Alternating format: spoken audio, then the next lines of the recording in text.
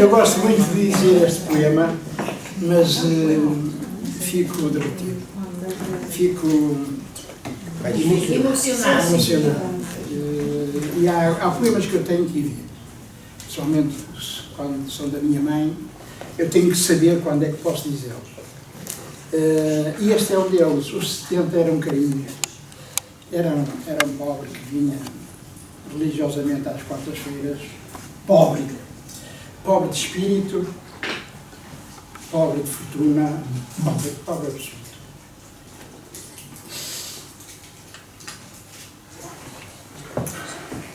Não sei se alguém quer dizer alguma coisa, mas eu tinha aqui 2 ou 3 coisas, mas...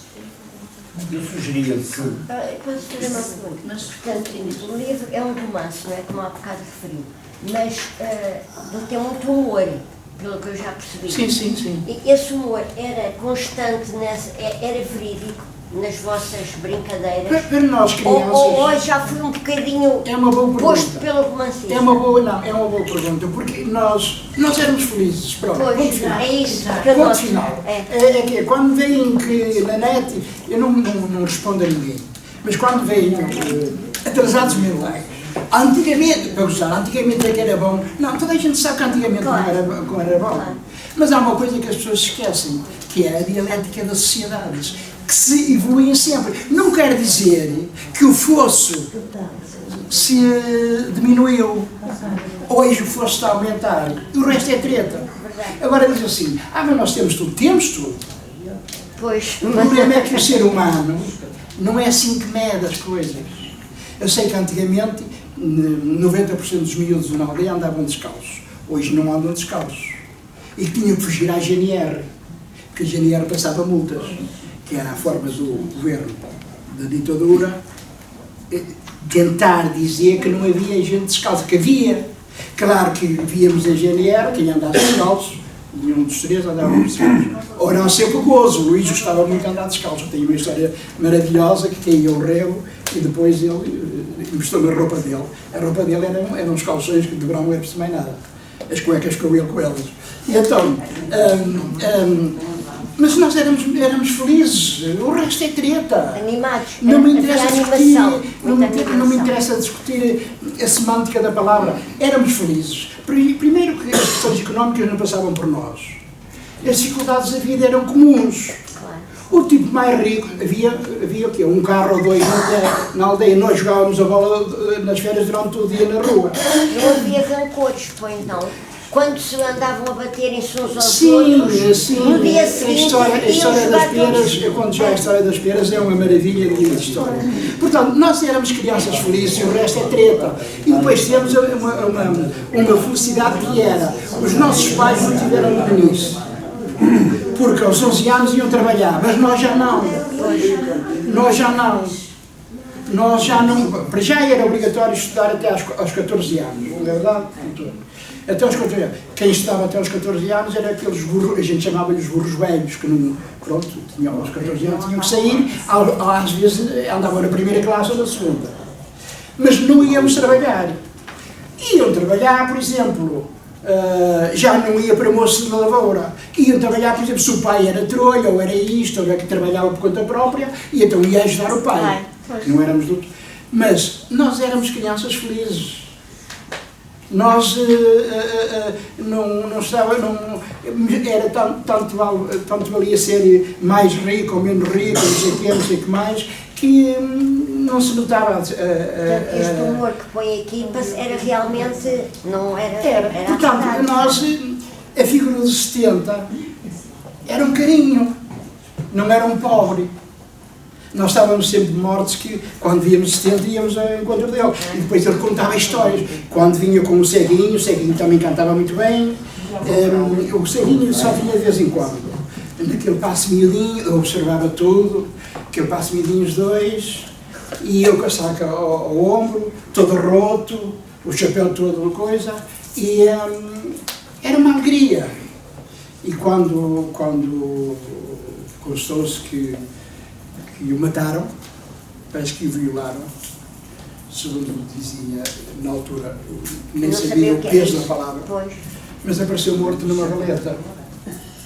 Então, eu, por vezes, a minha melhor forma de escrever é a poesia. Quando tenho dificuldade em mostrar os sentimentos mais profundos. E eu acho que este poema que retrata bem, Está muito bonito. que retrata bem a vida. Portanto, o romance também inclui poesia. Só este poema. Porque eu sempre... Não, eu já vi aí mais poesia no meio. Sim, das leituras. sim, eu escrevo com prosa poética. Mas... Olha, deixa-me só pegar nisto e vou rematar, se posso. É que, ao mesmo tempo que ele fala da felicidade dessas crianças, das crianças nessa altura, e conta momentos em que narra, isto é um livro de narrativas, não é? É uma narrativa das vivências de crianças, contando aquilo que viveram, que seus pais viveram e avós, mas também, de certa maneira, perspectivando já o futuro, que é hoje e que ainda vai estender-se. Mas não fala, ele ao mesmo tempo que fala dessa felicidade das crianças, que provavelmente inconscientemente viviam o dia a dia e não estavam estressadas, nem resolviam as situações, as crianças e os adultos também. Havia situações de adultos que eram resolvidos na altura, ou através de uma pessoa mais sensata, ou o padre, ou o juiz local, ou alguém mais credível. Fala também de um aspecto muito importante, que é as crianças que aos 10, 11 anos começavam a trabalhar e a sua meninice acabava aí, eles iam para ou para a lavoura ou para ajudar em pequenos ofícios, ou seja, ajudar em ofícios, e iniciavam assim a sua vida de trabalho nesses ofícios que mais tarde seguiam, ou então que serviam somente para ajudarem os pais, ou para ajudar a família, ou então para ganhar algum para depois, ou para a sua vida própria. Eu posso contar uma história, um pequeno episódio. Nós éramos felizes em pequeninos, em crianças. Não bem de propósito, mas é uma vivência que eu tenho. Eu andava na escola, quando andava na escola na primária, na terra da minha avó, no Torta, perto de Vila do Conde. E então eu vivia numa aldeinha da freguesia, onde havia várias crianças que iam para a escola, que ainda era distante. Tínhamos a atravessar umas bolsas, não atravessávamos as bolsas, a estrada era no meio de bolsas. E nós juntávamos todos para ir para a escola. E então, pronto, estávamos na escola, tínhamos a escola de manhã e tarde, não é? Íamos almoçar, íamos outra vez. Quando saíamos da escola, era uma felicidade à espera que o carro do senhor Marcelino, que era um brasileiro, daqueles brasileiros de dinheiro, que tinha carro, um carrão, e à espera que o senhor Marcelino passasse na hora de nós sairmos da escola, porque ele parava o carro e trazíamos a todos. Trazíamos a todos. Ele ia logo para a frente. Não é? Mas trazia, era uma felicidade, a gente ficava tão feliz. Com pequenas coisas, com coisas que hoje não dizem nada. Hoje uma criança fica feliz com um telemóvel ou com Mas éramos felizes. Felizes. Uma história deliciosa. Estávamos eu e a Luísa a jogar o tom com mais outros, chegou o Jaime e disse: olá, vamos às Pieiras, ali num sítio porreiro. Pieiras. A gente ia à fruta, mas não era por necessidade.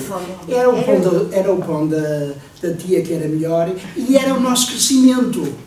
Era assim que a gente se fazia. Então, e onde fica? Ali para lá da Serração. A Serração era o limite. Só que a Serração, para nós, era Arcareia, mas não era na Sobreira. A própria estação de Arcareia não era Arcareia, a Sobreira. Mas nós, miúdos, a Sobreira era só junto à igreja. E eu conhecia, porque a minha irmã mais velha namorava com um tipo da Sobreira, e para mim, e quando eu ia lá de vez em quando, para mim a Sobreira era ali, mas não. E então, e onde fica? Para lá acima da Serração. A Serração ficava no extremo e nós tínhamos que atravessar as cancelas do caminho de ferro. Então, mas aqui então não vive ninguém. Vive, mas o dono foi passar uma semana à casa do filho em Aveiro. E como é que sabes isso? Foi o meu tio que faz lá trabalhos e disse, tem umas peras, tem muita fruta, tem umas peras magníficas. Então não tem cão. Tem cão, mas ele ferrou no filho do dono e ele deu ao meu tio, que é caçador. E não tem ninguém, não tem, vai lá de manhã um sobrinho dar comida ao gado e não sei o que mais, mas de tarde não tem ninguém.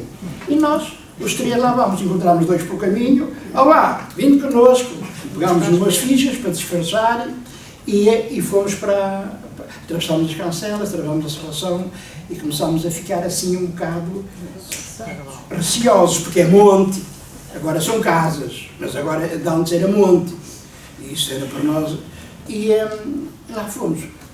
A quinta tinha um muro alto e um portão gradeado, um portão em chapa, mas a parte de cima era grade, era aberto. E nós pegámos nas fichas e atirámos lá para as árvores para disfarçar que estávamos aos pássaros. Olhámos para todo lado, não víamos ninguém, saltámos. Veio cão. Não veio cá. Cortámos uma pera ou duas, não sei o quê, comemos uma pera, não sei o quê, metemos ao bolso e viemos embora todos contentes. Passado uma semana, o pai de Jaime disse, então as peras que tu comeste são melhores que as nossas dali do quintal. Peras que eu comi qual? Eu não fui às peras, não foste ali, mas foste no outro lado que estás numa lista de 15 mais, de tu mais 15. E essa lista está na junta de freguesia, posta pela GNR para saber a morada de cada um. 15, 16, mas éramos só 5. E ele disse, mas olha, faz a lista, porque quanto mais houver miúdos aí lá, menos vais pagar. E ele quer 500 escudos. 500 escudos, isso é um roubo! Então, lá, fomos para a estrada de Alcatrão, pegámos num bocado de tijolo e pusemos os nossos nomes logo, o risco. 5 riscos. Olha, disseste a quem? Eu disse ao meu primo, não sei o quê. Tica, já íamos em 30. Não sabíamos se tinham ido ou não, mas como ele disse, né? Eu disse ao meu primo, outro disse, não sei o quê.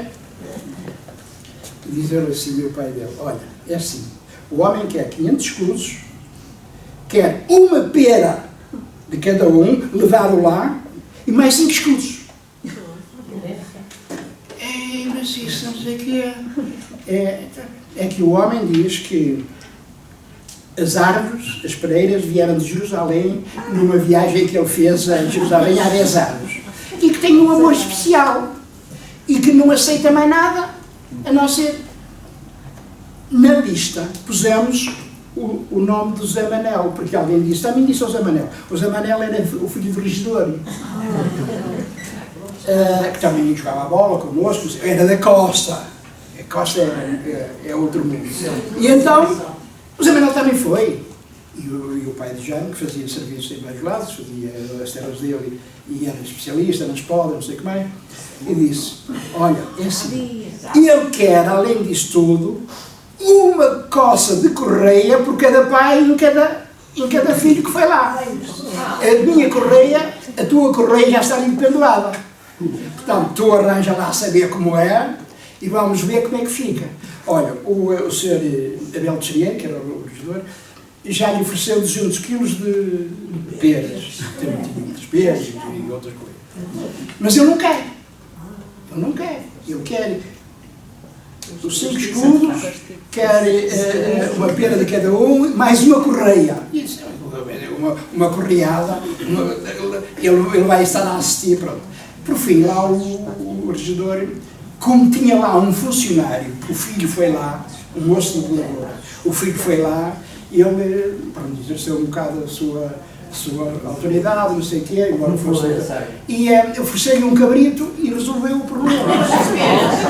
E pronto, e não houve peras, mas andávamos agaçados, sempre que víamos a GNR fugíamos, pensávamos que era nós. Mas o homem também era muito mau. O homem era mau, isso. Mas isso foi mesmo verdade. E o homem, um ser humano dessa maneira, por roubar uma pera com aquela... Realmente, era muito rigor, muito rigor. Podia ser uma história inventada. passou um moço com 20 e tal anos e agarrou-me, o que era levar ao chefe, era agarrar assim pelos fundos, levantar bem a carreira e ficava ali apertada, e um tipo ficava assim, e ele dava uma corrida e nós tínhamos que acompanhar e depois largávamos. Era o castigo que tínhamos. Quando era prejuízo, alguns pais davam forte e feio, mas muito. Eu nunca apanhei tarefa nenhuma, nem da minha mãe, nem do meu pai, nunca apanhei nada. Fazia as neiras com os outros, mas nunca apanhei. Safou-se sempre. Sempre. E na escola também não me lembro de ter apanhado nem um bolo, nem... E havia lá um professor, que não foi meu, mas que era o terror, que dava 3 casacos vestidos para a aula, o Peixoto, que era famoso, que batia, que era uma coisa doida. Era uma desgraça, eu bati, mas também ensinava. Eu nunca vi, quando eu acabei a 4ª classe, eu acabei a 4ª classe com 10 anos, ia para o campo da bola, enquanto não fiz a admissão. E ficava encantado que o campo da bola tem uma história engraçada, porque tínhamos no corredor, a escola tinha 2 salas por baixo e 2 salas por cima. Por baixo eram as meninas e por cima eram os rapazes. E a parte de cima do andar estava ao nível do campo da bola. E tinha um corredor para entrar nas salas e a divisão para o campo da bola era um mureto baixinho com rede. E tinha uma porta, porque nós o recreio íamos para o campo da bola. Um dia fecharam-nos a porta, à chave. E nós ainda pensámos, bem, então vamos, o recreio de baixo era das mulheres, das raparigas. Vamos descer, temos que subir o muro e não sei o que, lá se vai. Ficámos ali a fazer conferência, quem foi, quem não foi, não sei o que, eu disse assim, Luís, se calhar foi um empregado nosso da padaria, que é o que faz a marcação no campo. A marcação era feita com terra preta, que iam buscar uma aldeia. Obrigado, doutor. Até a próxima, muito obrigado. Nós também temos de acabar. Então, vamos acabar. Mas essa história e outras vêm no livro e quem ficar com o livro vai ver, vai se encantar com... Então, ficámos ali a conferenciar.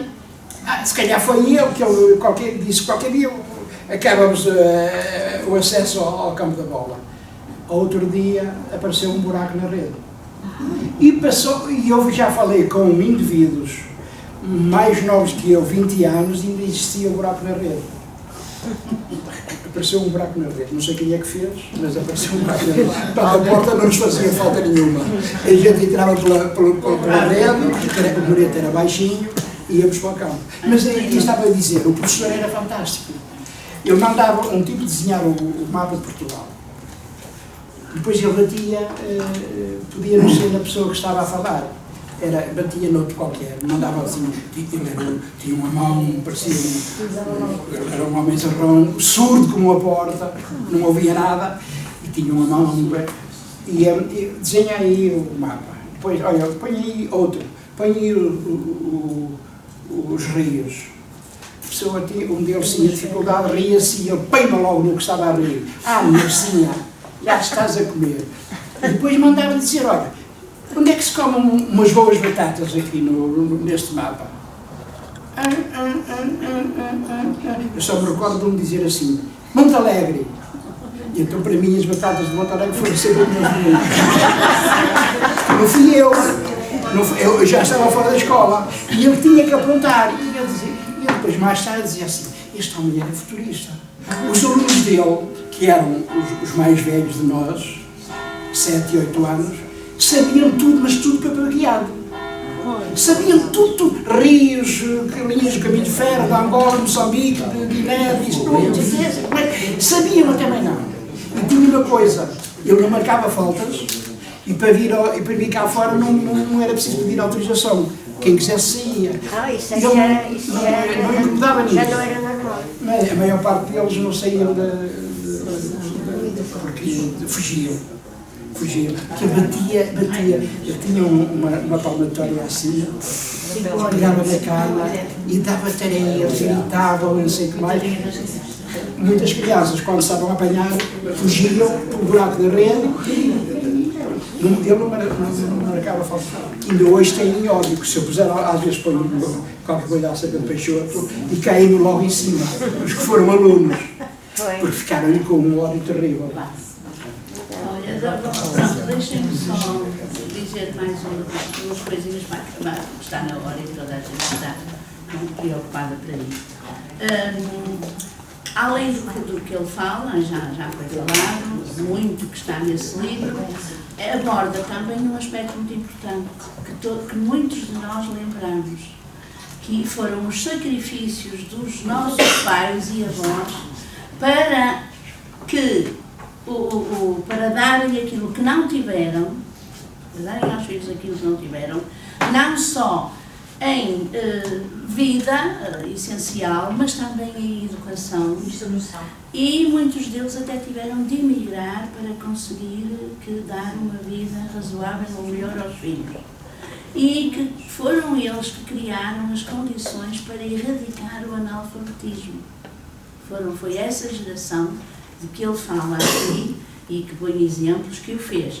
E aborda também a geração atual, a geração de cristal, como ele chama, a geração dos telemóveis e dos PCs, a geração do sair à noite, do ficar sozinhos em casa, da indiferença dos pais, da solidão de crianças logo desde muito cedo, das creches em crianças para ter idade, que é uma necessidade, mas que é também um mal, tal mal necessário, e vai até 2030, quando diz e constata-se por aquilo que ele escreve e como justifica e a forma como explica isso acontecer, que estamos a preparar uma juventude sem futuro, sem perspectivas, com um elevado nível académico, mas sem emprego,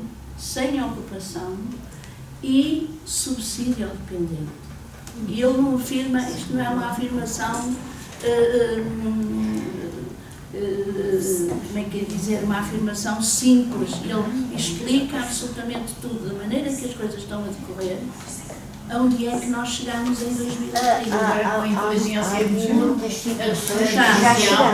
O livro é rico por todo este panorama que nos dá, desde os avós até ao futuro, passado, presente e futuro.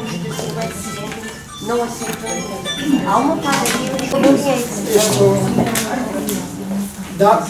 resumindo, o Joãozinho vive um drama terrível. É um miúdo que é feliz por fora, ele é que dá o conceito de feliz por dentro, porque vê a sua casa desmoronar. Vive num casarão, é rico, o pai é diretor de um banco, a mãe também, não sei o quê, mas tem a irmã que não liga nada a isso, vai para o submundo, engravida, a mãe sai de casa. Mas depois tudo se deu um bocado a volta a isto e acabou tudo bem. Esperamos que sim. Eu ia só pedir uma coisa. O nosso amigo Jaime e Luís, cheguem aqui.